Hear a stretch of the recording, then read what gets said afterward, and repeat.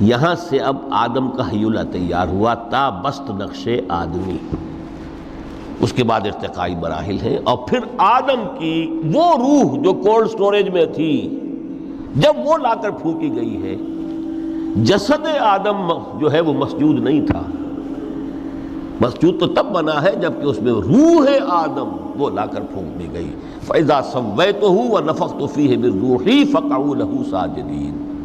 یہاں سے حیات دنیاوی کا آغاز ہو گیا۔ پھر وہ سلسلہ تناسل ہے، آدم اور حوا کی نسل میں سے ہر بچہ 4 ماہ کے بعد جب اس کا ایک حیولہ رحم مادر میں تیار ہو جاتا ہے، حدیث ہے متفق علیہ عبداللہ ابن مسعود سے رضی اللہ تعالی عنہ، اور جس کے اندر آغاز میں وہ کہتے ہیں کہ حضور نے ہمیں یہ بتایا وَهُوَ الصادق المصدوق، دیکھنا تم کہیں شک میں نہ پڑ جانا، محمد کون ہے؟ الصادق المصدوق، جو سچے ہیں، جن کی سچائی کی اللہ گواہی دیتا ہے، کہ رحم مادر میں 40 دن تم نطفے کی شکل میں ہوتے ہو، پھر 40 دن علقہ کی شکل میں ہوتے ہو، پھر 40 دن تو مضغہ کی شکل میں ہوتے ہو، پھر اللہ تعالیٰ فرشتے کو بھیجتا ہے جو اس میں روح پھونکتا ہے۔ وہی عمل جو آدم کے جسد حیولہ کے ساتھ ہوا تھا، ہر ابن آدم اور بنت آدم کے لیے وہی عمل ہے کہ جو رحم مادر میں 4 مہینے کے بعد دہرایا جاتا ہے۔ یہاں سے حیات دنیاوی شروع ہوئی، پھر موت، یہ دوسری موت ہے۔ اب پہلی موت تو وہ تھی، لیکن دوسری موت یہاں سیپریشن ہو جائے گی۔ جو زمین سے آیا تھا تخلیقی مادہ، وہ جسم میں گیا، جسم زمین میں گیا، گل سڑ کر ختم ہوا۔ جو وہاں سے روح آئی تھی وہ اس زمینی وجود کا جو لب لباب ہے، جان، نفس، اس کو لے کر اپنے ساتھ، اور وہ جائے گی عالم بالا کو۔ پھر یہ ایک وقفہ ہے، پھر بعث بعد الموت ہے۔ تو احیاء بھی 2 ہو گئے، ایک مرتبہ پہلی موت کے بعد زندہ کیا اس عالم میں، آنکھ کھلی اس عالم میں ہماری، یہ پہلا احیاء تھا۔ کیف تکفرون باللہ وکنتم امواتا فاحیاکم ثم یمیتکم ثم یحییکم ثم الیہ ترجعون۔ دوسرا احیاء وہ ہوگا قیامت کے دن، بعث بعد الموت، اور پھر اس کے بعد وہ زندگی ابدی زندگی ہے، ہمیشہ کی۔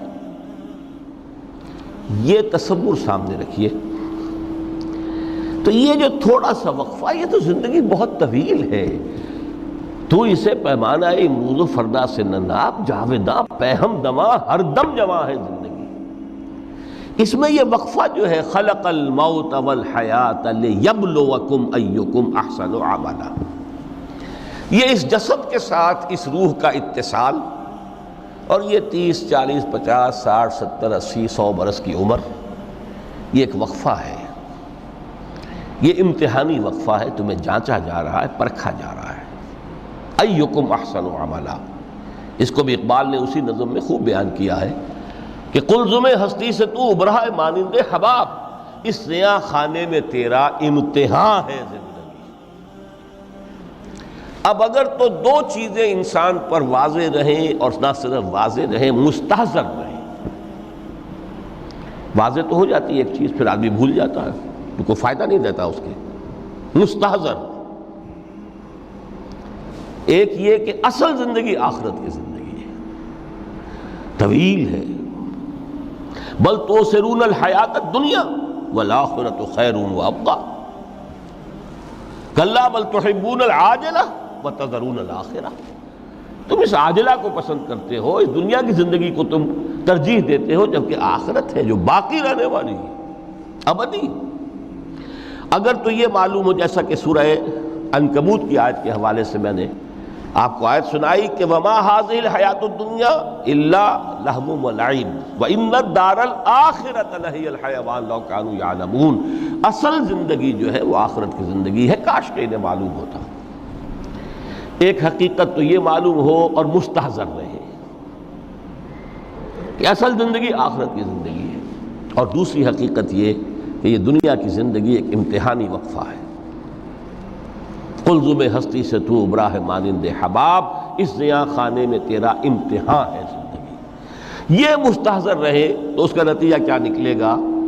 انسان دنیا پرست نہیں بنے گا، متاع ہے دنیا، برتنے کی چیز ہے. وما هذه الحیات الدنیا الا متاع، برتنے کی چیز ہے، برتو اسے. اب میں یہاں آپ کو کچھ حدیثیں بھی سنا دینا چاہتا ہوں. ایک حدیث میں حضور نے عجیب نقشہ کھینچا ہے. مالی ولی دنیا، لوگوں مجھے تمہاری اس دنیا سے کیا سروکار. انما مثلی کراکب استظل تحت شجرۃ ثم راح فترکھا، میری مثال تو اس سوار کسی ہے جو تھوڑی دیر کے لیے کسی درخت کے سائے میں سستانے کے لیے رک جاتا ہے. وہ اس درخت کو اپنی منزل نہیں سمجھتا، اپنا گھر نہیں سمجھتا، تھوڑی دیر کا سستانا ہے.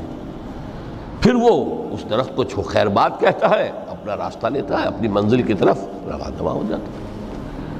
بس اتنا تعلق، منزل یاد رہے. چنانچہ ایک دوسری بڑی پیاری حدیث ہے، بہت مختصر بھی ہے. انما الدنیا خلقت لکم وانتم خلقتم للآخرہ. دیکھو یہ دنیا تمہارے لیے بنائی گئی ہے. خلق لکم ما فی السماوات وما فی الارض، قرآن مجید کہتا ہے. اس لیے میں نے کہا تھا خلافت ہمیں دینی تھی تو سب کچھ ہمارے لیے بنایا گیا نا. یہ محفل سجائی گئی ہے ہمارے لیے، یہ سب ہمارے لیے بنایا گیا ہے.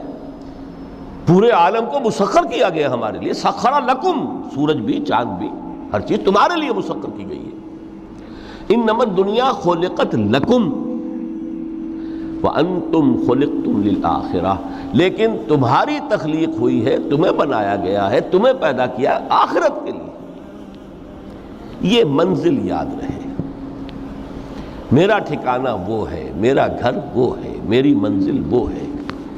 یہ راہ گزر ہے، یہ سفر ہے، یہ ایک وقفہ ہے، امتحانی وقفہ ہے. خلق الموت والحیات لیبلوکم ایکم احسن عملا. لیکن اب تیسری حدیث سنیے، اور یہ ہے وہ کہ جو اس دنیا کو جو میں نے شروع میں کہا تھا بڑی ٹھوس حقیقت ہے. یہ اللہ کی تخلیق ہے، سنجیدہ تخلیق ہے. ہم نے کوئی کھیل کود کے لیے تو نہیں بنایا ہے. ربنا ما خلقت ھذا باطلا. حضور فرماتے ہیں الدنیا مزرعۃ الآخرہ، دنیا آخرت کی کھیتی ہے. یہاں بوؤ گے تو وہاں کاٹو گے، یہاں بوؤ گے نہیں تو کاٹو گے کیا خاک. اس اعتبار سے غور کیجئے، یہ دنیا اور حیات دنیاوی کا ایک ایک لمحہ ایک بڑی عظیم حقیقت بن کر سامنے آتا ہے. ہماری حیات دنیاوی کا ایک ایک لمحہ ابدی ہے پوٹینشلی. کیوں کہ اس میں جو کچھ ہم کما رہے ہیں اس کے نتائج ابدی زندگی پر پھیلے ہوئے ملیں گے.